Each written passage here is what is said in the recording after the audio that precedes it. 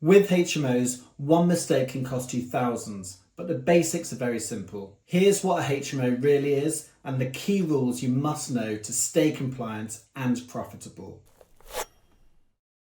Hi, I'm Adam. I trained as a surgeon, but these days I'm applying that precision to HMO property investing. Here's the thing, in the UK, if you buy a big house, you can't simply rent out all the rooms to separate individuals as you please. There's a strict rule book, and getting it wrong can cost you thousands. In this video, I'm going to cut through all the noise and explain what a HMO really is and the key things you need to know. So Article 4, Planning Licensing. And make sure you stick around to the end because I'll be explaining exactly what the BRRR method is and why 6-bed HMOs outside of Article 4 areas are the true sweet spot for beginners. So what exactly is a HMO? Also known as house shares, multi-lets, HMO means house in multiple occupation. So this is a house where 3 or more unrelated people rent the property and they share communal spaces such as a kitchen and living room. So instead of renting a house to a family or a single person, what you do with a HMO is you rent out the bedrooms room by room. So each tenant has their own private space, their bedroom, but they share communal spaces, typically a kitchen and or living room. Okay, so for you as an investor, a HMO means multiple sources of income for property, but it also means more rules and regulations, and beginners can get caught out.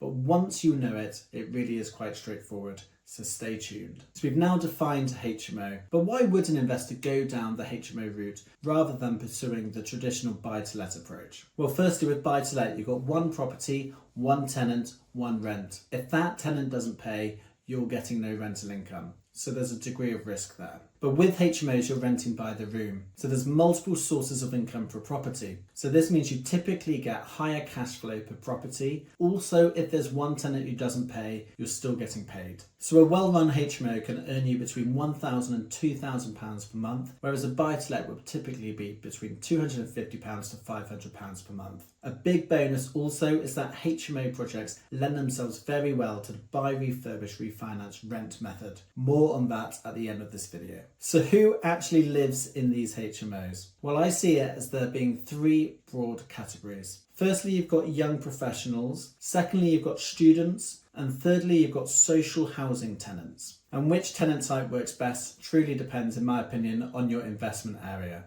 So are you close to a university? Maybe students is a good option to go down. Are you close to a large employer and transport links? Perhaps the best route is young professionals. I'll be doing a deep dive into these 3 various tenant types in HMOs in future videos. So make sure you hit that subscribe button right now if you haven't already, and I'll see you on that future video as well. By the way, if you need help choosing your investment area, I did a recent video showing how ChatGPT can help you find HMO hotspots near you. Check it out up there. So why would someone choose to live in a HMO? Well, I can actually tell you firsthand, because when I was working as a junior doctor in Manchester, I was living in a 6-bed young professional HMO. Here's why it worked for me. Okay, so firstly, it's really about simplicity and convenience. So I was able to move into this property. It already had its Wi-Fi, its bills, its furniture completely covered. So I literally move in, unpack, and I'm ready to get on with my life. Second, affordability. So for me, it was considerably cheaper to be in a house share in a 6-bed HMO, even though it was all en suite and done to a very high finish, compared with renting my own 1-bed flat in Manchester. And I'm sure that's still the same today. Thirdly, social life. So you get to live with people, you get to meet people. So these are people you can go for a coffee with. These are people you can go to the pub with. I guess it's community without commitment. If you move to a new city, you might not know many other people there. So this is a really good way to just get started and create your social circle. And here's the hard truth. In the UK, housing is incredibly expensive. There's short supply. And unfortunately, many young professionals simply cannot afford to buy a house when they're straight out of university or junior in their career. So HMOs are the solution. They're a convenient, affordable place for them to live while saving for their future. But before you rush in and buy your first HMO, there's 2 key things you must be aware of. Firstly, licensing, and secondly, planning, and they're very different things. So what exactly is HMO licensing? Well, the way I think about it is it's your license showing that you're safe and proper to run a HMO. So when working as a doctor, I have a license that shows that I've been sufficiently trained in clinical medicine and I'm safe to practice medicine with patients. And a HMO license, in my opinion, works in a very similar way. It essentially says that your property is safe and compliant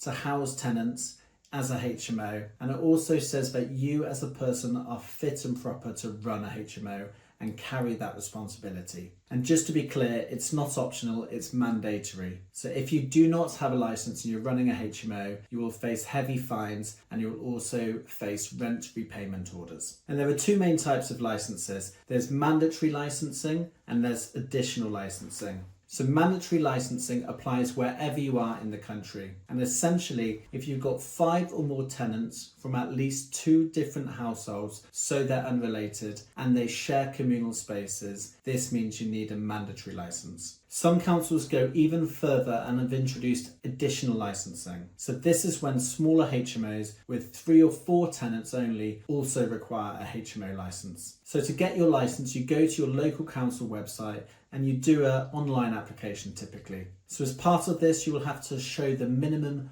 bedroom sizes have been met for your HMO. Typically across the country, this is at least 6.5 metres squared, but it does vary by the council. You also need to show that the amenity standards are high enough. So is there sufficient storage? Is the shared kitchen big enough? And does it have the relevant appliances there? And finally, you also need to show that fire safety has been taken seriously. So does it have its smoke alarms, its heat detectors, and its fire system? So I can't emphasise this enough. Check your local council website at the outset before even purchasing the property, and certainly when you're refurbishing the property. It should be your Bible when operating on HMOs. So what about HMO planning permission then? So once again, this is also handled by the local council, but it's handled by a different department to the licensing department. Planning is all about the use class of a property. So it's basically the council saying what use class your property is and what use therefore the property can have. So with HMOs, for simplicity's sake, there are 3 main use classes. So firstly, there's C3. This refers to a single family dwelling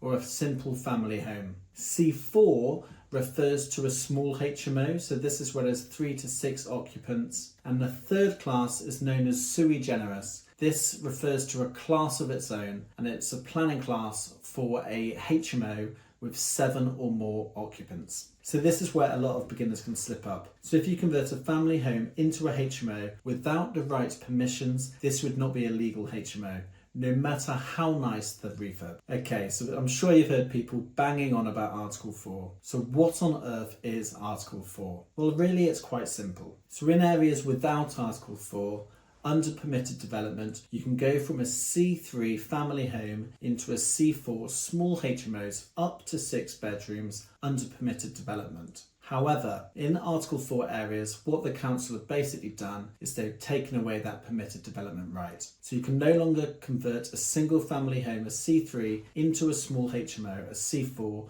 without full planning permission. So why do councils do this? Well, really it's about control. So if there's an area where lots of HMOs are appearing under permitted development, by introducing Article 4, the councils have control of how many new HMOs are created. So here's a key takeaway. Go back to your council website and check if it's got Article 4. If it's not clear, go to a website called article4map.com. Here you can plug in the postcode or the address, and it will tell you whether it's inside or outside of Article 4. And it can get confusing on the council website because there's Article 4 for things that are not HMOs. So make sure you're looking at an Article 4 direction for HMOs and not anything else. So in short, Article 4 does not make HMOs impossible, but it does add a significant layer of complexity because you need to go through a full planning application process to convert a small family home into a small HMO. But is Article 4 bad? Well, in my opinion, I guess it will depend on who you ask. Well, if you already own HMOs in an Article 4 area, you'll likely see an Article 4 direction as positive news. So why is this? Well, it's a big barrier to entry for new HMO investors. So there'll be fewer HMOs coming to market, potentially highly restricted if the council looks unfavourably at HMOs. So what this means is there will be limited supply but increasing demand. So actually your HMOs will likely rent quickly and the rent would be relatively high.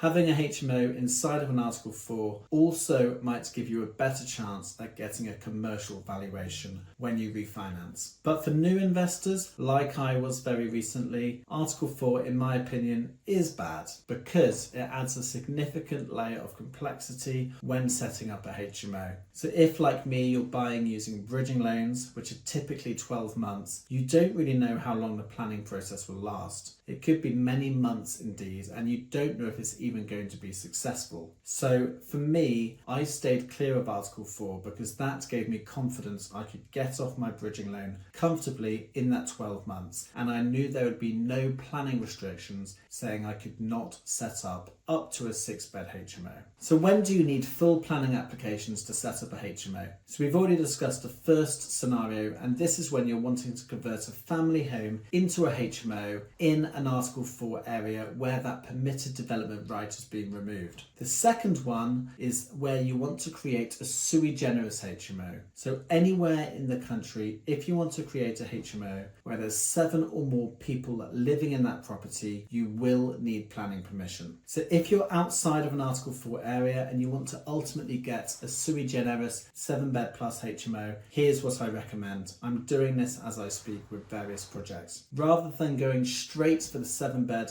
HMO use class, it's best to go under permitted development to the C4 use class. This way, when the council is reviewing your application, they're not losing a family home in the area, they're simply adding an extra bedroom to an existing HMO. I know which one, as a council, I would be much more likely to give the green light to. And you might have heard of something called a certificate of lawfulness. Well, a certificate of lawfulness or a certificate of lawful development is essentially the council confirming that what you plan to do is under permitted development, and therefore you are future-proofed if their current permitted development rights change in the future. So currently I operate outside of an Article 4 area. Whenever creating a 6-bed HMO, I get a local certificate from the council, a certificate of lawfulness to show what I'm doing is under permitted development. In the future, if the council introduced an Article 4 area, I would be safe because I would have confirmation that my property is running as a fully compliant HMO.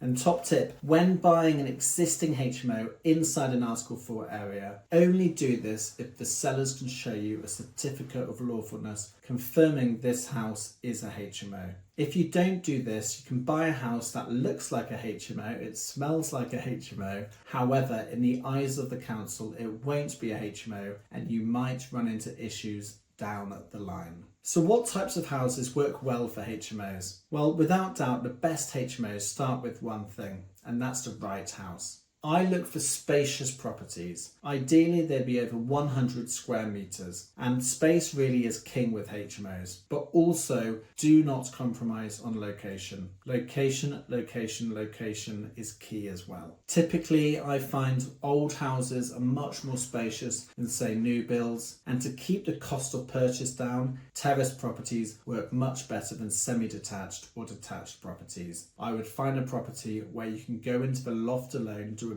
big loft conversion and add 2 bedrooms up there. In the house already, it would be a 3-bed terrace property, so there'd already be 3 bedrooms, and you can convert the living room into a 6th bedroom to create a 6-bed HMO. So if you want me to do a video specifically dissecting the anatomy of HMO floor plans and how to add value, make sure you let me know in the comments below. Okay, so as promised, let's talk about the buy, refurbish, refinance method. And this is really important because here the key message is the baseline condition of the property does not need to be beautiful. Yes, you're looking for space, but the ugly, smellier, cheaper, in my opinion, the better. So the first B in the BRRR method is buy. So here you want to buy the worst house on the best street. Because I go back to brick with my HMO conversions, so I make en-suites, I do full rewiring, full replumbing. For me, the baseline condition is not that important. I don't care if it's got nice carpets or nice cabinets.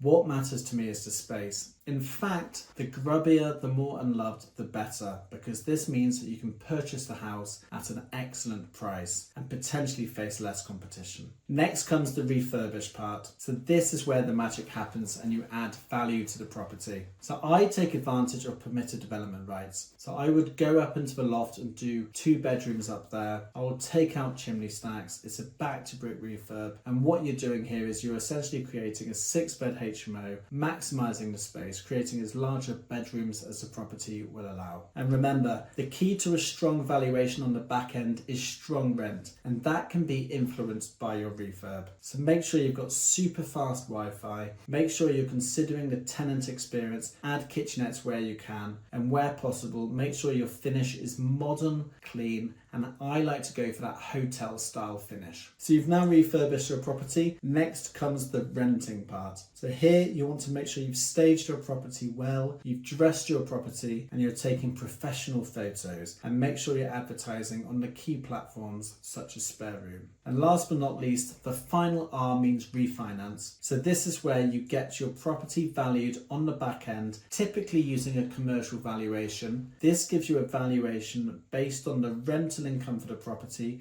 rather than its bricks and mortar value. Why do I like commercial valuations? Well, you get a much higher valuation, so when you get your new mortgage based on that, you can extract more money from that deal, hopefully leave a relatively small amount in the deal, and use that recycled money to go towards your next deal. So to use a case study, recently I got a HMO valuation of $560,000, which I was delighted with, but I don't get $560,000 in my bank account. What happens is the loan to value is 75%, so I will get 75% of $560,000, but before that money comes to me, first my bridging lender is paid back, second any investors I've worked with are paid back, then the remaining money lands in my bank account. I will then use this money to go again on future projects. If you want to see a full autopsy and case study of my first HMO where I use the BRRR method, make sure you check out that video up there. So now, as promised, I'm going to explain why I recommend beginners start with 6-bed HMOs outside of Article 4 areas. Let's dissect that now. First and foremost, outside of an Article 4 area for HMOs, you do not need a full planning application. This means once you've purchased a property, you can crack on with the refurb without waiting for planning permission. Second, well, your finance is much more accessible. So getting a bridging loan when you're a new HMO investor is easier, in my experience, if you're going for a 6-bed or smaller HMO project rather than going for a large HMO, 7+ bedrooms. Thirdly, commercial valuations still work with 6 beds. Don't listen to people who say that this can't be done, because I've already done 3 commercial valuations on 3 6-bed HMOs. So I know it works. So if you're a beginner looking to get started in property and you want a high cash flow strategy where you can recycle your capital, I believe the smartest place to begin is a 6-bed HMO outside of an Article 4 area where you can leverage the buy, refurbish, refinance method. So if this video has helped, make sure you hit like, hit subscribe, because you don't want to miss the next one. In my next video, I'm explaining how to buy your first HMO step by step. So stay sharp and invest with precision.